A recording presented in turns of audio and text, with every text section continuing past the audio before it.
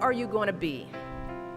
And if you'll notice, I'm not asking what are you going to do, but who are you going to be? I'm asking you about how you plan to live your life every day. How are you going to respond when you don't get that job you had your heart set on?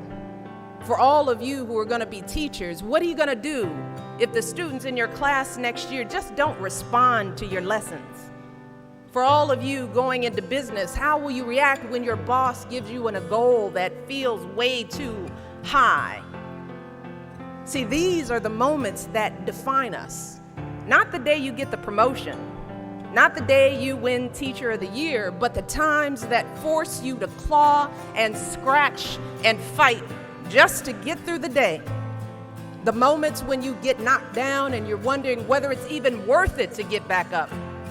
See, those are the times when you've got to ask yourself, who am I going to be? And I want to be clear, this isn't just some vague platitude about building character.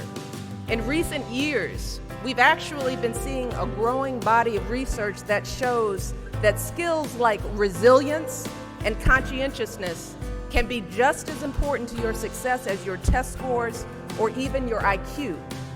For instance, West Point cadets who scored high on things like grit and determination were more likely to complete basic training than those who ranked high on things like class rank, SAT scores, and physical fitness.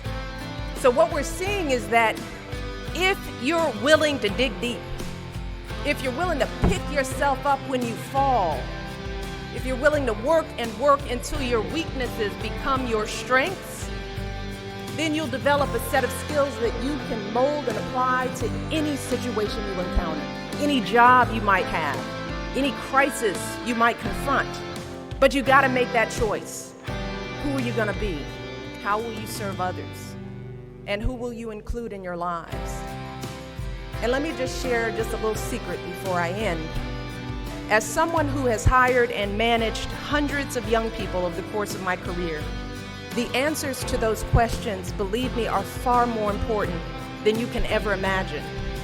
Whether it was during my time as a lawyer, as an administrator, as a university, a nonprofit manager, even now as First Lady, I have never once asked someone I was interviewing to explain a test score or a grade in a class.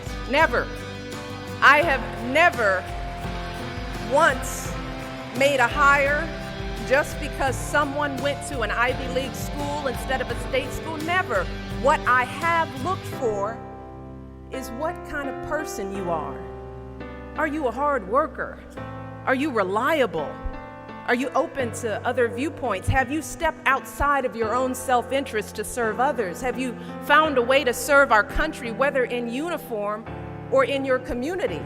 Again and again, I have seen that those are the qualities that I want on my team, because those are the qualities that move our businesses and schools and our entire country forward. And just understand this. Those are the qualities that you all already embody. They're the values you learned from your parents, from the communities you grew up in. And today, more than ever before, that's what the world needs.